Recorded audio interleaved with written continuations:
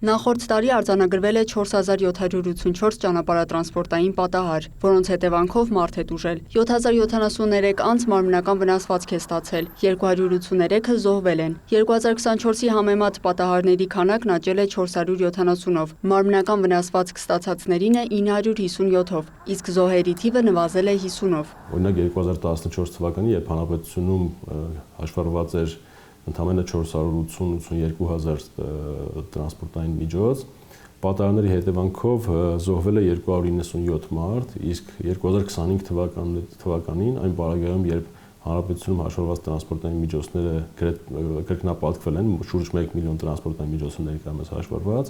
զոհերի թիվը կազմել է 283։ Պաշտոնյան տեղեկացնում է, հատկապես ծանր ելքով պատահարները հիմնականում արագության խախտմամբ են պայմանավորված։ Նախորդ տարի արձանագրվել է արագության գերազանցման 108 հազար իրավախախտում։ 2024-ին այդ թիվը 82 հազար է եղել։ Ըստ Չիլինգարյանի պատահարների պատճառ են եղել նաև ոչ պատշաճ վարքագիծ դրսևորող վարորդները։ Նախորդ տարի 5435 անձ զրկվել է վարելու իրավունքից։ 2024-ին այդ թիվը 5696 է եղել։ Ինչ աշխատանք է իրականացվում ճանապարհատրանսպորտային պատահարների կանխարգելման, մահվան ելքով դեպքերի նվազեցման ուղղությամբ։ Չիլինգարյանի պնդմամբ 24/7 ռեժիմով ծառայություն է իրականացվում։ Պարբերաբար կազմակերպվում են նաև հատուկ կանխարգելիչ կամ այսպես ասած ուժեղացված ծառայություններ, թիրախում ունենալով այն իրավախախտումները, որոնք հանգեցնում են կամ պատահարների, կամ բացասական առումով ազդեցություն ունեն դրանց հետևանքների ծանրության աստիճանի վրա։ Մասնավորապես շեշտադրվում է այնպիսի խախտումներին, ինչպիսիք են օրինակ արագության գերազանցումը, հատկապես բնակավայրից դուրս տարածքներում, եւ նաեւ չամրակապված վարելու դեպքերին։ Ես արդեն շատ վաղուց փորձում եմ ինչ-որ մի ձև հասնեմ քաղաքապետարանի ներքին գործերի ինչ-որ պաշտոնյաներին, բացատրեմ, որ մենք փոխառենք Եվրոպայում վերցրած այդ ստանդարտը Zero Vision կոնցեպտը, որը ենթադրում է կոմպլեքս, հսկայական քաղաքայինների կոմպլեքս, որը ապահովելի է այդ մահերի մինիմում։ Ըստ ակտիվիստ Արտակ Գաբոյանի, այսօր վարորդները խախտում են անում վստահ լինելով, որ չեն պատժվելու։ Ասենք հիմա դնում են կոճակով անցումը, կամերա չեն դնում։ Հենց մեր մոտ հիմա այս մեր նկարանում հետևը կոճակով անցում կա, որտեղ մի քանի անգամ ենք ականատես ենք եղել, որ երեխան փողոցն ասում ավտոն եկել է, հենց խփել է զեբրի վրա, երեխային են դեպքում, որ ինքը իր կանաչով ասում, այսինքն կոճակը սեղմել է, հետիոտների վարորդների համար բացվել, վարվել է կարմիր, բայց չկա տեսախցիկ։ Հետևաբար ումա հետաքրքիր ինչ գույն է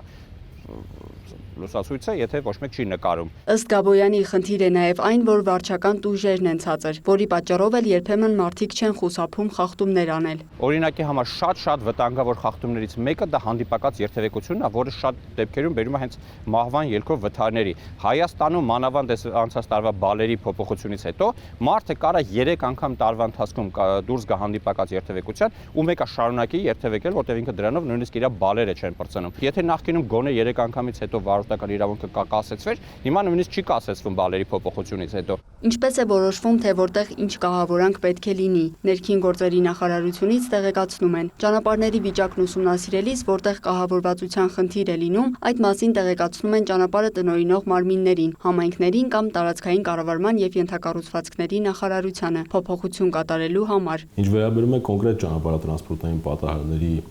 դեպքերին, երբ որևէ պատահարի պատճառ կամ նպաստող պայման կարող է հանդիսանալ ճանապարհի կահավորվածության թերությունը, այս դեպքերը մի քանի ճանապարհ կա վերհանելու, նախ պատահարի վայրում մեր ծառայողները եթե նկատում են այդպիսի հանգամանք, ապա